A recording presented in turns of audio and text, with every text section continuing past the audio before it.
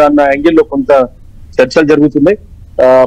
పెద్ద బండకు సంబంధించిన ఆరేగూడ సమీపంలో పులి వాగు సమీపంలో పులికి సంబంధించిన పాదముద్రలు గుర్తించారు. దాంతో పాటు అక్కడ పులి సంచరిస్తుందని చెప్పేసి కొంత పుకారు రావడంతో ఆ గ్రామస్తులంతా కూడా బిల్డింగ్ పైకి ఎక్కి నేనంతా కూడా బిక్కుబిక్కుమంటూ ఆ స్కూల్ బిల్డింగ్ పైనే రాత్రంతా కూడా గడపాల్సిన పరిస్థితి వచ్చింది. పెద్ద పెద్ద కర్రలు రాళ్లతో వాళ్ళంతా అక్కడ పహారా కావాల్సిన పరిస్థితి వచ్చింది.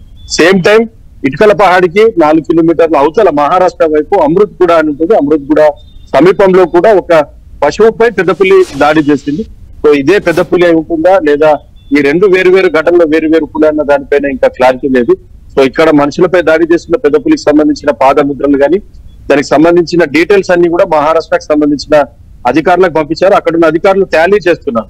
ఈ ఆరేగూడే సమీపంలో ఉన్న పాదముద్రలు కావచ్చు, అక్కడ మహారాష్ట్రలోని అమృత్ కూడా సమీపంలో ఉన్న పాదముద్రలు రెండు కూడా ఒక పులికి సంబంధించినవా లేదా వేరు అన్న దానిపైన కొంత చర్చనైతే జరుగుతుంది ఇరు రాష్ట్రాలకు సంబంధించిన అధికారుల ముందు.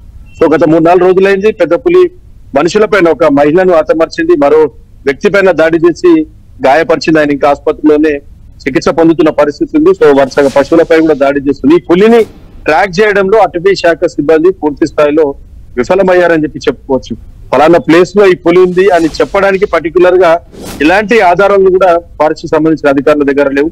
ఆ సిర్పూర్తి సమీపంలో రైల్వే ట్రాక్ నుంచి ఆ దగ్గరలో ఉన్న కొంత ప్లాంటేషన్ ఏరియా మిగతా వాటితో డ్రోన్ల ద్వారా సర్చింగ్ చేస్తున్నారు. ఆ డ్రోన్ల సహాయంతో వెతికే ప్రయత్నం చేస్తున్నారు. చాలా చిన్న ప్రాంతం అది, 4-5 కిలోమీటర్ల ప్రాంతమే అని చెప్తున్నారు. అవతల 2 కిలోమీటర్లు దాటితే మహారాష్ట్ర.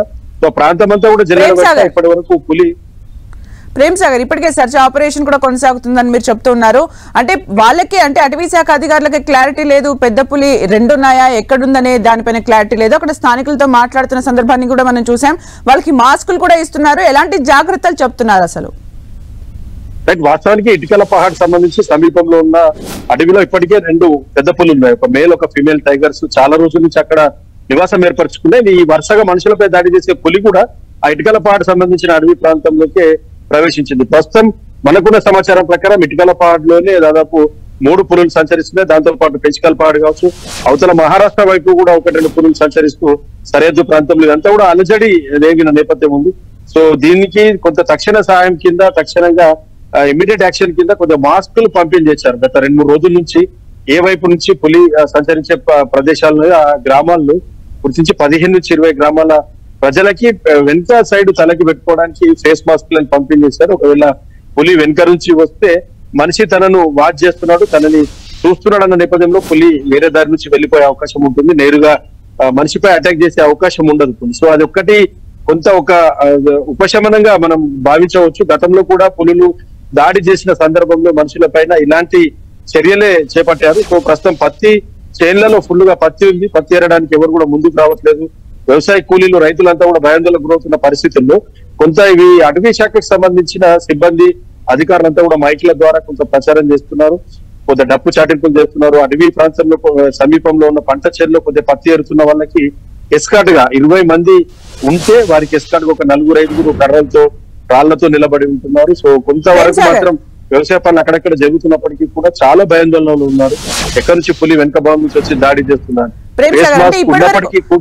ఇప్పటి వరకు జరిగిన దాడుల్లో అంటే పులి వెనకల నుంచి వచ్చిన సందర్భాన్ని మనం చూసామా? అసలు పులి సైకాలజీ ప్రకారం ఎక్స్పర్ట్స్ ఏం చెప్తున్నారు?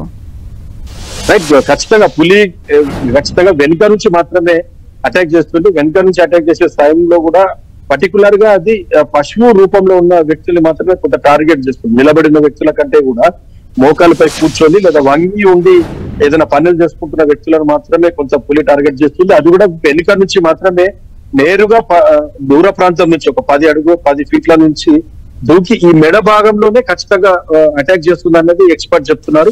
మనం చూసిన ఘటనలు కూడా గతంలో 2 పులి చంపింది, ఒక బాలికని ఇంకొక యువకుడిని పులి చంపిన టైంలో కూడా మెడ భాగంలోనే అటాక్ చేసిన పరిస్థితి. సేమ్ రీసెంట్ గా జరిగిన బొర్రి లక్ష్మీబాయి కావచ్చు, నిన్న రౌతు సురేష్ సంబంధించి కూడా ఇక్కడనే మెడ భాగంలోనే ఆ పులి ఖర్చుకొని కొంత అటాక్ చేసే పరిస్థితి ఉంటుంది. సో వెనుక నుంచి మాత్రమే పులి అటాక్ చేస్తుంది ఖచ్చితంగా. సో దానికి మాస్క్ అనేది చాలా ఉపయోగపడుతుంది. సో మనం వెనుక వైపు నుంచి ఒకవేళ మాస్క్ దాని వైపు చూస్తూ ఉంటే మాత్రం ఖచ్చితంగా పులి దగ్గరకు రాదు అన్నది ఒక రకంగా ఎక్స్పర్ట్ చెప్తున్నారు. దీన్నే మహారాష్ట్రలో ఉన్న పులుల సంరక్షణ కేంద్రాలని 2 మనకు సమీపంలో తాడోబా తిప్పేశ్వర్ అనే 2 పుల్ల సంరక్షణ కేంద్రంలో కూడా ఆ సమీపంలో ఉన్న గ్రామాల ప్రజలు ఇదే ట్రిక్ ని వాడుతూ ఉంటారు. వాళ్ళు మాస్క్ ని వెనకకు ధరించి పత్తి చేళ్లలో పనిచేయడానికి వెళ్ళినప్పుడు ఇలాంటి వాటినే చిన్న చిన్న చిట్కాలు ఉపయోగించి పులుల నుంచి తప్పించుకునే అవకాశం ఉంటుంది.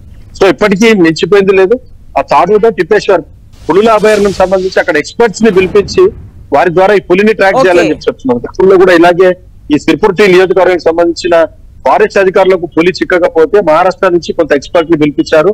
మత్తు ఇంజక్షన్ ఇచ్చే వాళ్ళు కావచ్చు, పులిని ట్రాక్ చేసే కొంతమంది ఎనిమల్ ట్రాకర్స్ కావచ్చు, ఇలాంటి వాళ్ళు వచ్చి పులిని ట్రాక్ చేసి దాన్ని జారి మరించే ప్రయత్నం చేశారు. సేమ్ ఇప్పుడు కూడా మహారాష్ట్ర వల్ల హెల్ప్ తీసుకోవాలని చెప్తున్నారు. 3-4 రోజులు గడిచిపోయింది, మళ్ళొక ప్రాణం పోయే అవకాశం ఉంది కాబట్టి ఖచ్చితంగా వారి హెల్ప్ తీసుకొని పులికి సంబంధించి వారి నుండి కాపాడాలని చెప్పేసి స్థానికులు అయితే విజ్ఞప్తి చేస్తున్న పరిస్థితి ఉంది.